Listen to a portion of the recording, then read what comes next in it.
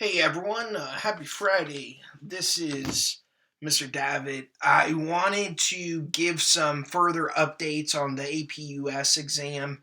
I know I already created something that was kind of our general overview, but yesterday, or I guess this would be Wednesday, I'm filming this Thursday, there was a webinar that talked a little bit more about what to expect on the exam and some updates in regards. So, even though the bulk of the information is from the old video, and again, I strongly advise that you go back and look at that, when appropriate, if you need to refresh yourself or whatever. But this just has some additional types of things that I want to kind of look at with you, so you know kind of what to expect as we get closer and closer.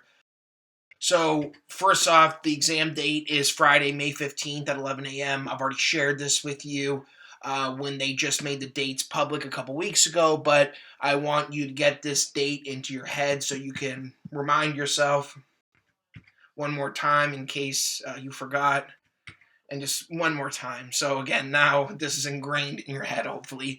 Friday, May 15th, 11 a.m. Okay, so first off, one of the things that's happened since College Board AP announced that they're going to do the DBQ for U.S. history. They're also doing the DBQ for really all the history classes. A lot of people have been saying, why the DBQ? Okay, let's be honest. The DBQ is kind of one of the more dreaded things on the AP exam.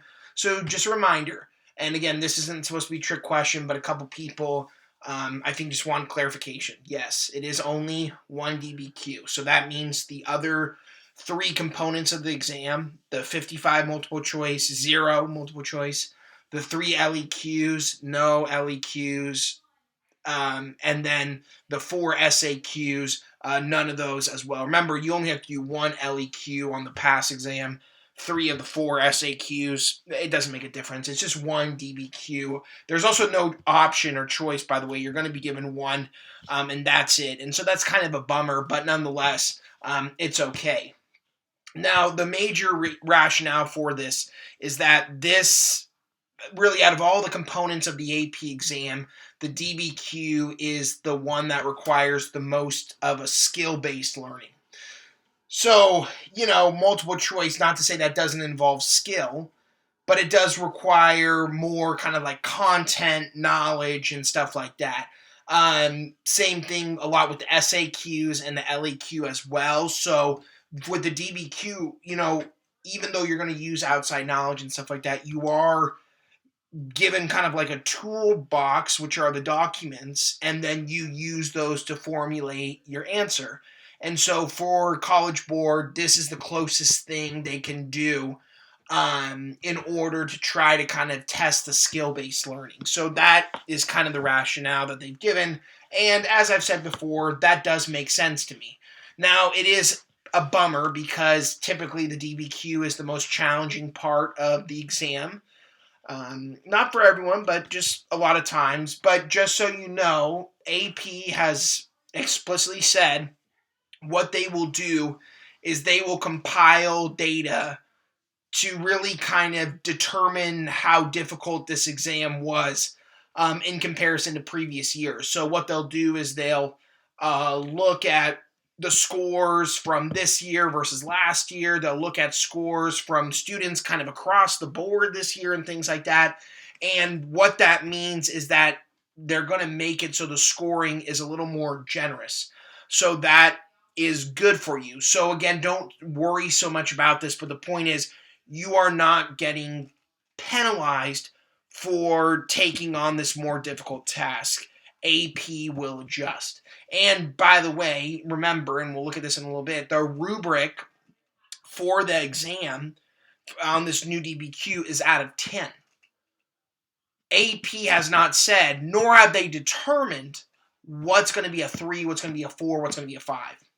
But what's going to happen is once they start to grade the exams and give the score out of 10, then they're going to know, okay, this is fair for a 3, this is fair for a 4, this is fair for a 5. And so that's really good. The other thing, by the way, and this is just FYI, AP does not operate on a curve, and this is not necessarily what you might traditionally think of curve. Sometimes there are certain exams or certain tests that are passed where only a certain percentage can get a certain score. That's not the case with the AP exam. Never has been, hopefully never will be. So technically, 100% of the exam takers could technically pass the exam. So, yeah, again, I just say this so you know that this is hopefully on your side and hopefully going to help you so you can be successful here. So this is kind of the rationale and kind of just, easing some of the anxiety here about really having to do kind of one of the more challenging parts for this process. I've talked about this a little bit, but AP has provided some more specifics on test taking procedures because this is going to be a really new and different experience for everyone. And the big week to look for is not this upcoming week, but the week after on April 27th. And on that week, the April 28th, they're going to provide teachers with a guide to test day PowerPoints and guides from the college board. And really what this is going to have more specific information on what test day is going to look like and how to be successful here and stuff like that. I'll go through the PowerPoints. If they're manageable, easy to sift through as they are, I'll just share them right with you. If not, I'll kind of condense them and make them what I think is more comprehensible, easier to understand, and stuff like that. That's kind of my goal there. So that's the week where they say, okay, we're getting everything together now. We're going to have more specifics on how exactly this is going to go. The other thing that you'll need is you're going to get a electronic ticket to take the exam. This is going to be emailed to you and be in your AP student account. Not Probably not week of April 27th. It's probably going to be another time, but either way, this is what you'll need to take the exam. So if you're not in the habit of checking your email at this point, you should just get in that habit. I think hopefully, especially with the move to online learning, you are, but if not, you need to kind of get that together so you can be successful here. And then the other thing that AP is going to provide is they are going to provide videos and simulations to see how the upload process is going to work. And again, it might not be that big of a deal, but the thing is, that practice is just going to be nice. All right, it's going to really help us figure out what exactly they're looking for, and just practicing that will hopefully minimize that component of things to make things come together. Now, remember, the exam is, obviously electronic this year because of the COVID-19 outbreak. And you can technically use any electronic device. Now, with that being said, you are writing a DBQ. So if you think you're going to be effective writing the DBQ on your phone, I would strongly suggest you don't do that. Okay? Oh, I'm a fast texter. You're a faster writer or faster typer. I can almost guarantee it. So please, let's not do that. Also, remember, you can technically handwrite if you want. Now, my Google form that I sent you, most people said they were planning on typing. The surveys that they sent to students across the nation from College Board said the same thing. Like, vast majority of people were planning on typing. But it doesn't matter. If you want to handwrite, that's totally up to you. That's no problem. Again, it's whatever is going to make you feel the most comfortable and do the best that you can. So again, if you'd like to type, that's great. If you want to handwrite, that's great too. It doesn't matter. There's no requirement. You just need to do whatever makes you feel the most comfortable to do well on the exam. If you do decide to type, which again, it looks like most people are going to do, the two kind of things that they've said is that you can type it in like a Google Doc or a Word. And then what you can do is you can upload it directly after you've completed, or you can actually cut and paste it and put it directly into the window. Now, that seems kind of like vague instructions, and I totally realize that. But again, that week of April 27th with the test day PowerPoints and test day guides, we should have a lot more information. So when that comes out, we'll be good. We'll be set to go. But I just wanted to say for now, this is what we're looking at. If you handwrite, not a problem either. You can take a picture of it and upload. Okay, no problem there. So again, it's easy, totally up to you, whatever you want to do. And my hope is that within the next few weeks, as we practice doing the exams and all that kind of stuff, you, if you're not sure which one you're going to do, you can try the different methods and see which one feels the best. Okay, so on test day, if you remember, it's Friday, May 15th at 11. I don't know if I told you that already. Nah. Okay, about 15 to 20 minutes before the exam, you will log in. And what's going to happen during that time is they're going to provide a series of identification questions for you to answer. AP has been very explicit in saying that we have no idea what these questions are going to look like. No clue. We just don't know.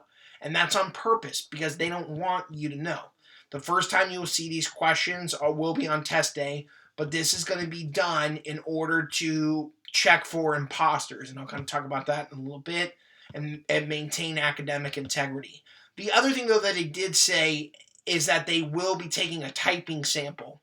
And that's in order to detect if there's something weird going on with somebody else typing or something like that. So, again, what exactly that looks like, not entirely sure, but they're trying to make sure that these stay as academically responsible as possible. So, see, these are some of the protocols that they're going to do.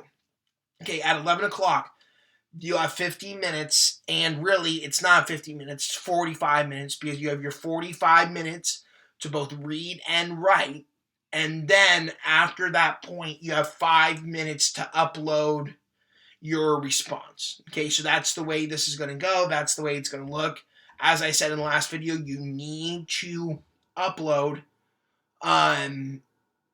at that time. If you do not, then your score cannot be counted. That's what College Board has said. So it's really important that you maintain with that as best as you possibly can. And then that's it. Okay, so isn't that kind of interesting? The original AP format, you would have come in about 7:30, and the exam would have gone underway at about 8. And then once everything was taken care of, breaks, the various things that need to be filled out, and then obviously your tests, you wouldn't have gone out till about 11:30 or 12 o'clock. Now, literally, you're starting at 11 a.m., and then you'll be done by 11:50. So, I mean, really, such a dramatic difference. Of course, there's always going to be the what ifs question because, again, there's a lot of things that can happen here that could be particularly concerning. So, for example, what if I have technical difficulty? I, of course, is supposed to be you, but okay, get it. What if the system crashes? Okay, because everyone's uploading at the same time. That sometimes happens. Okay, oh my gosh, this is very serious. Oh, geez. Okay. What if you submit your response on time, but the internet slows down and it doesn't upload in time because it has to be uploaded in that 5-minute block? Oh my gosh, this is very serious. What if there's a power outage? Those things happen. I mean, not often, but they do. What if you got a sibling at home and they're screaming and you can't concentrate? What if you don't even know what DBQ is? Oh my god. Okay, a lot of what ifs here. Okay, so let me put some responses on the side here, and these are meant to tell you that AP has thought of these things. These things have been considered, and the risk of these things actually jeopardizing your exam results are minimized. So let me kind of go in order here. Number one, if you're having technical difficulty, on the week of April 27th, AP is going to provide a worksheet for you to fill out if you're having technical issues for troubleshooting. You will fill it out ahead of the exam, and then you're going to keep it next to you if you're having a problem. Again, what exactly this worksheet is, I'm not entirely sure, but it is designed in order to help you troubleshoot through some technical difficulties or technical issues that may arise, right? By the way, the technical difficulty thing is one of the big reasons why AP is only doing 45-minute exam, because the chances of you having technical issues, internet problems in a 45-minute period is much less than if it was a 4-hour exam. Much higher chance in the 4-hour exam that you could experience some level of technical difficulty. So that has been thought about, but there is something you will fill out that's going to have steps and procedures in order to kind of go through if you have technical issues or problems on the exam. Okay, the next thing in regard to the system crashing, because there's so many people uploading at one time. Okay, AP's already thought about that. Their systems are designed so that they can withstand way more uploads than will be uploaded at any one time. So my point here in being this is that don't worry about there being some issue with an overload of the system. No, not going to be an issue with that. So again, don't worry. Okay, it's going to be okay. Next, which is another important one. Let's say you submit your response on time, but for some reason it's taking a long time to upload. Things take a long time to upload. Don't worry about that. As long as you submit your response on time, you're going to be okay. If it takes longer than 5 minutes to upload for some reason, some internet issues, the upload speed isn't right, whatever, the system knows and acknowledges that. So don't worry about that. As long as you upload and begin the upload process before that time, you're going to be okay. If you get into a situation where you're having more serious technical difficulty, or again, this is kind of a weird example, but the sibling screaming, you can't concentrate, there is the opportunity for a makeup exam date. Okay, it's in June. I'll give it to you if there are problems that arise. But I don't want you to really even think about that because that's really a last case resort. If you're extremely sick, if you're, again, have these issues that cannot be overcome. So don't even worry about that. But do know that, if that's really a concern of yours, there is a makeup exam date. So again, it'll be electronic as well, but just happening after this if there's some issue or problem. If you don't know what a DBQ is at this point, just, Lord have mercy on your soul, please. No, I'm kidding, but seriously, that's not, if you don't know what that is, that's a really serious problem. But these other things that are probably legitimate concerns and might have crossed your mind already, again, it's totally understandable, totally get it, but there has been a lot of thought and time put into this to make this successful. Okay, let's talk quickly about exam security. I kind of talked about this already, but some more insight given by AP in this regard. Okay, yes, the exam is open book, open note, open Google, whatever. Okay, however, with that being said, this is a DBQ. 2 of the 10 points are for outside knowledge. 1 of the 10 is for contextualization.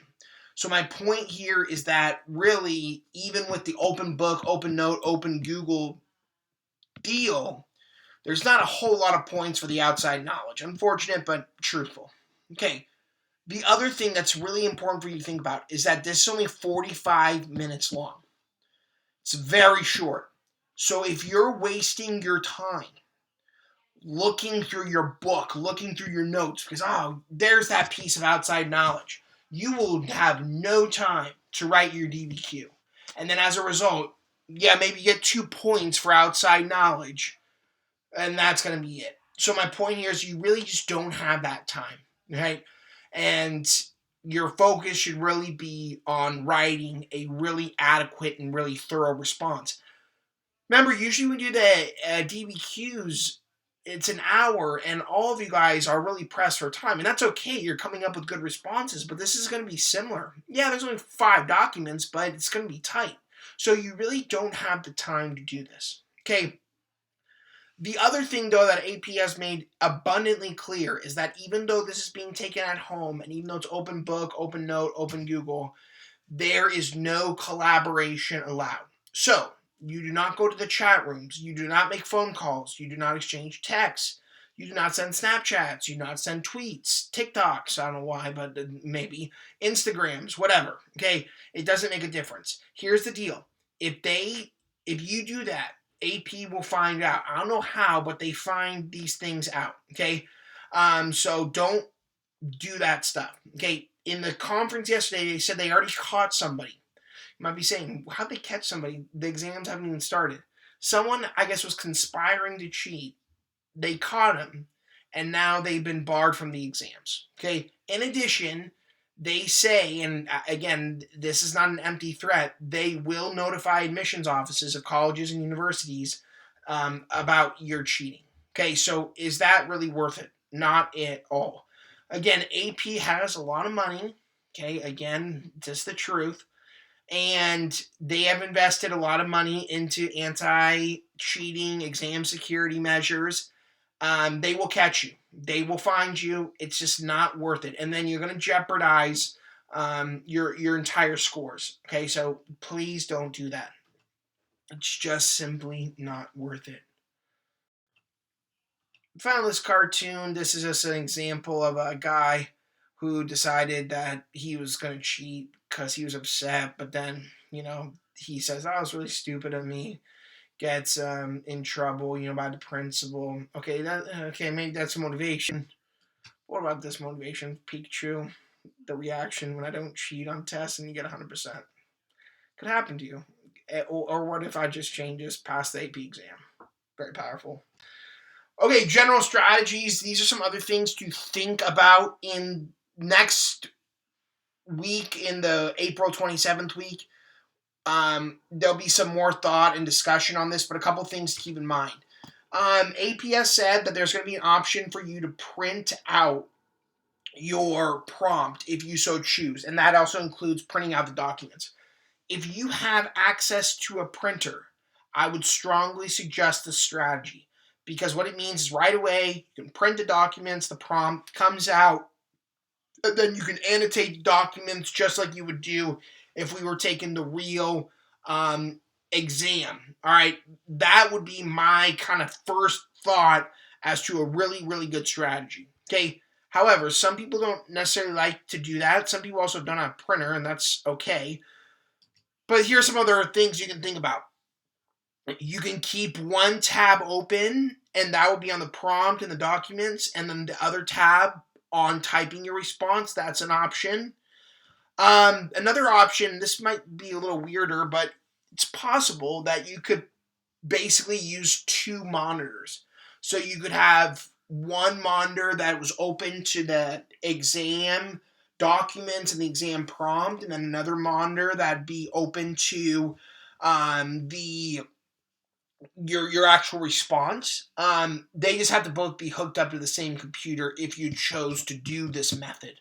So again, these are just some ways in which you're going to navigate through some of the awkwardness of being in a situation where you're not going to have necessarily everything right in front of you. You're going to have to be navigating screens or whatever else. If you do use two separate devices, it's a little trickier because you do have to upload the test on the same device you download the exam from. So you're really going to have to watch that. And my thought would be, if you're trying to use like two separate devices in order to do this, when they give the more specific information about the simulation, and on test day and whatever else, that might be more helpful in kind of trying to figure this out. So that's the way this kind of goes and this looks. The time will be displayed on your testing platform, and this is something I'll remind you of. You are responsible for the time, okay? Because again, you're taking the exam by yourself, so I can't remind you necessarily, this amount of time left or whatever. You're going to have to watch that, so just something else to keep in mind here. Okay, just a couple key points specific for the AP US History exam. Units 3 through 7, 1754 to 1945, French and Indian War through World War II. This is what I already told you, but I was waiting for clarification on this because there was some kind of contradictory information that was coming out, but this now has been officially confirmed, so that's good. 5 documents instead of the traditional 7, and what AP has said is that the documents in general should be shorter. So as you know from some of the practice ones we've done, you've had these documents and they're like basically almost a page long. And oftentimes the ones that are longest are also the ones that are most confusing. They said that in order for the time parameters, 5 documents, not 7. And that they're going to be shorter. They got to be shorter. Either way, though, time will be a huge factor. Okay, just getting rid of 2 documents is not necessarily going to do it. So doing a 5-paragraph essay is probably unreasonable. However, what I would suggest is doing an introductory paragraph. That'd be kind of your standard introduction with, kind of general things, contextualization, and then your thesis, 2 body paragraphs, and then a brief conclusion if you have time.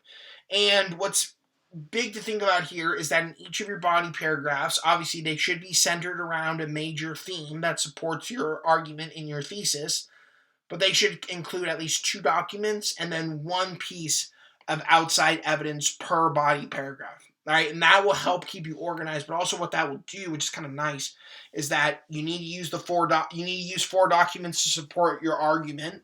Okay, well, if you put at least 2 in each of them, then that's going to get taken care of.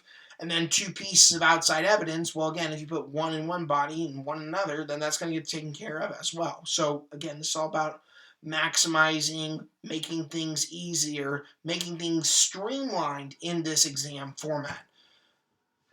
If you go to Classroom, you'll see that I've posted some additional rubrics, and again, they're not anything different. They're just another way of phrasing it and things like that.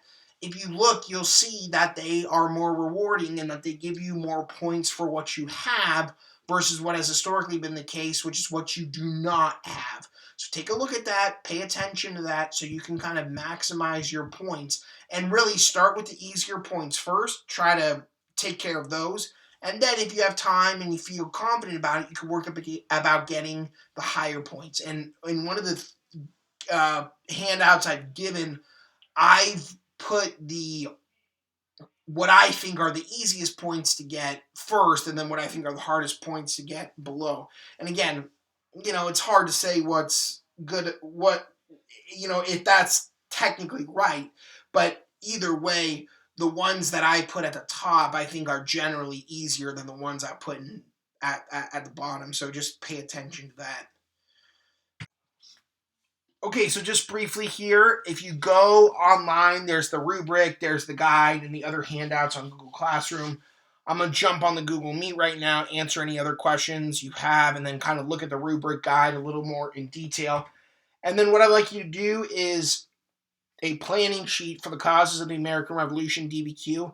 This is a document-based question that has been adjusted for the 5-document format.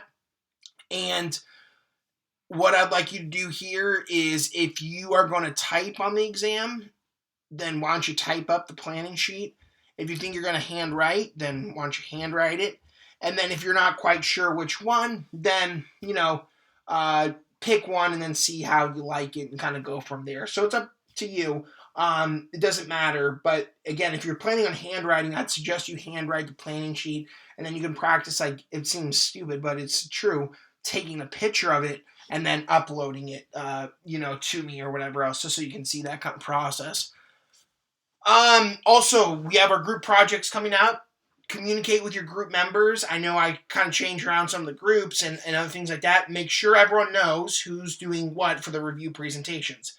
They're not due till the end of next week, but that'll be here before you know it, so you want to make sure you put the time in here to be successful. And as always, contact me for whatever you may need, email or whatever else. And of course, we can do this. We can be successful.